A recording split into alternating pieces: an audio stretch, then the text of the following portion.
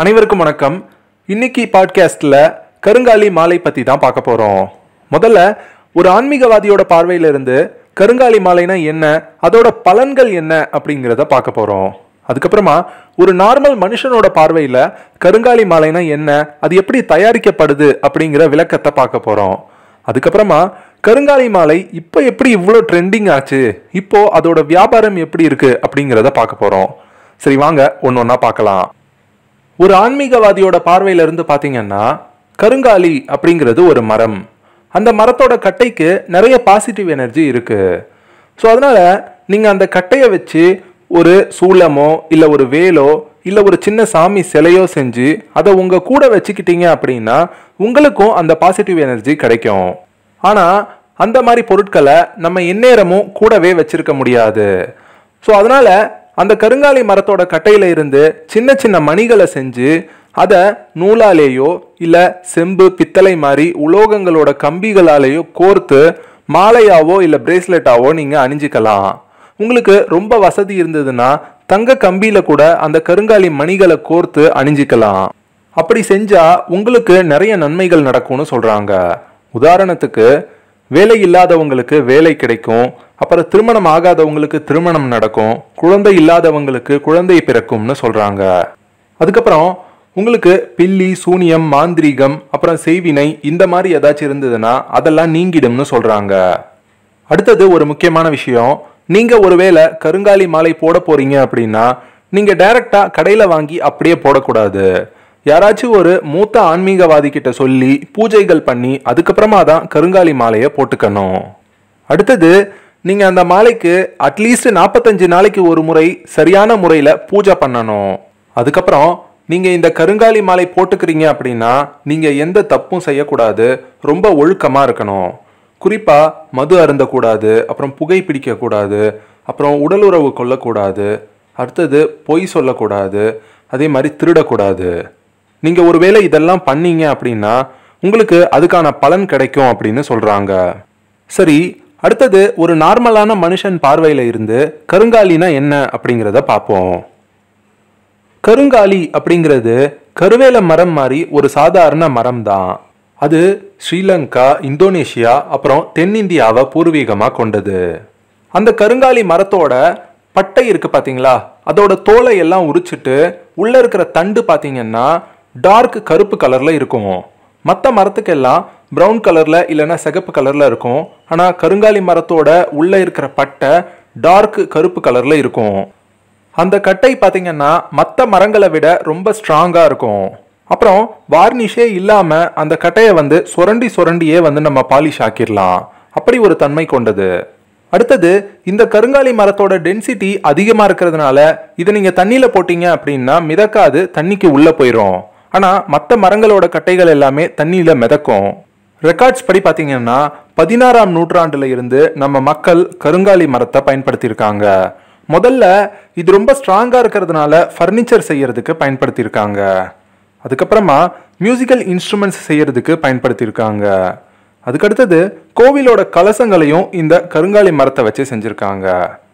அதுக்கப்புறம் உரல்ல நெல்லு குத்துவாங்க இல்லையா, உலக்கை, அந்த உலக்கை கூட இந்த கருங்காலி மரத்தை வச்சு செஞ்சிருக்காங்க. அதே மாதிரி தான் மாலை, பிரேஸ்லெட் மாதிரியான அணிகலன்களையும் கருங்காலி மரத்துல இருந்து செய்ய ஆரம்பிச்சாங்க. முக்கியமா மற்ற எல்லா மரத்தையும் விட்டுட்டு கருங்காலி மரத்தை வச்சு அணிகலன்கள் செய்யறதுக்கு நிறைய காரணங்கள் இருக்கு. அது என்னென்னு பார்த்தீங்கன்னா, மற்ற மரத்தோட கட்டையில நீங்க அணிகலன்கள் செஞ்சீங்க அப்படின்னா அது சீக்கிரமா உடஞ்சி போயிடும். ஆனா கருங்காலி மரத்தோட கட்டை ரொம்ப ஸ்ட்ராங்கா இருக்கிறதுனால அந்த அணிகலன்கள் ரொம்ப சீக்கிரம் உடையாது. அடுத்தது, மற்ற மரத்தோட கட்டையில எல்லாம் பார்த்தீங்கன்னா சின்ன சின்னதா ஏர் பபிள்ஸ் இருக்கும். ஆனா கருங்காலி மரத்தோட கட்டையில ஏர் பபிள்ஸே இருக்காது. அடுத்தது, மற்ற மரத்தோட கட்டையெல்லாம் பார்த்தீங்கன்னா நாளாக நாளாக பூச்சி அரிச்சு ஒரு மாதிரி உளுத்து போயிடும். ஆனா கருங்காலி மரத்தோட கட்டைய அவ்வளோ சீக்கிரம் பூச்சி அரிக்காது. அடுத்தது, ரொம்ப முக்கியமான காரணம் என்னன்னா, மற்ற மரத்தோட பட்டைகளை விட இந்த கருங்காலி மரத்தோட பட்டை ரொம்ப பாலிஷா இருக்கும். ஸோ அதனால இந்த மரத்தை வச்சு அணிகலன்கள் செய்யும் போது அது இன்னும் அழகா இருக்கும். ஸோ இந்த மாதிரி காரணங்கள்னால தான் நம்ம முன்னோர்கள் மாலை அப்புறம் பிரேஸ்லெட் மாதிரியான அணிகலன்கள் செய்யறதுக்கு கருங்காலி மரத்தை தேர்ந்தெடுத்திருக்காங்க. கருங்காலி மரத்தை ஒத்த தன்மைகள் வேறு சில மரங்களுக்கும் இருக்கு. அதுக்கு சில உதாரணம் பார்த்தீங்கன்னா செங்காலி அப்புறம் வேங்கைய சொல்லலாம். நம்ம முன்னோர்கள் அந்த மரங்களையும் அணிகலன்கள் செய்யறதுக்கு பயன்படுத்தி இருக்காங்க. அதுக்கப்புறமா ஒரு 1990களில் பார்த்தீங்கன்னா பல காரணங்களுக்காக அதிக அளவுல கருங்காலி மரங்கள் வெட்டப்பட்டது. ஸோ அதோட விளைவா கருங்காலி மரம் இனமே அழியிற நிலைமைக்கு போயிருச்சு. ஸோ அதுக்கப்புறம் இந்திய அரசாங்கம் என்ன பண்ணாங்கன்னா யாரும் இந்த கருங்காலி மரங்களை அரசாங்கத்தோட பெர்மிஷன் இல்லாமல் வெட்டக்கூடாது அப்படின்னு சட்டம் போட்டாங்க. ஸோ அதனால கருங்காலி மரத்துக்கு மற்ற மரங்களை விட டிமாண்ட் அதிகமாச்சு. ஆட்டோமேட்டிக்காக கருங்காலி மரத்தோட விலையும் அதிகமாச்சு. சரி, ஒரு நார்மல் மனுஷனோட பார்வையிலிருந்து பார்க்கும்போது கருங்காலி மரம் அப்புறம் கருங்காலி மாலை அப்படிங்கிறது இவ்வளோதான். இனிமே இந்த கருங்காலி மாலை எப்படி இவ்வளோ ட்ரெண்டிங் ஆச்சு, இப்போ அதோட பிஸ்னஸ் எப்படி இருக்குன்றத பார்ப்போம். நிறைய பேர் ரொம்ப நம்பிக்கையா கருங்காலி மாலையை போட்டுக்கிட்டு இருக்காங்க. அவங்களோட தனிப்பட்ட நம்பிக்கையில் நம்ம தலையிட போகிறது கிடையாது. ஆனால் அந்த கருங்காலி மாலையை வச்சு வியாபாரம் பண்ணுற வியாபாரிகளை பற்றி தான் பார்க்க போகிறோம். ஒரு சில வருஷங்களுக்கு முன்னாடி பால்மன் பாரிஸ் அப்படிங்கிற கம்பெனிக்காரங்க என்ன பண்ணாங்கன்னா அவங்க பிராண்ட் டிஷர்ட் ஃபேமஸ் ஆகணுன்றதுக்காக நிறைய செலிபிரிட்டிஸ்க்கு காசு கொடுத்து அவங்களோட டிஷர்ட்டை போட சொன்னாங்க. அந்த செலிபிரிட்டிஸும் டிஷர்ட் போட்டுட்டு நிறைய பொது நிகழ்ச்சிகளுக்கு வந்தாங்க.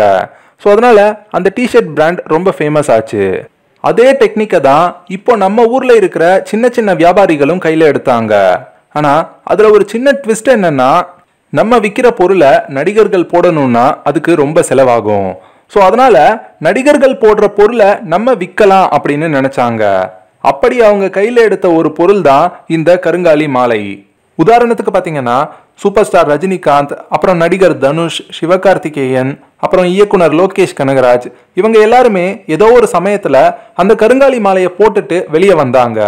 நம்ம வியாபாரிகள் அதை சரியா பயன்படுத்திக்கிட்டாங்க. ரஜினிகாந்த் பார்த்தீங்களா, ஒரு நேரத்தில் பஸ்ஸில் கண்டக்டராக இருந்தார்.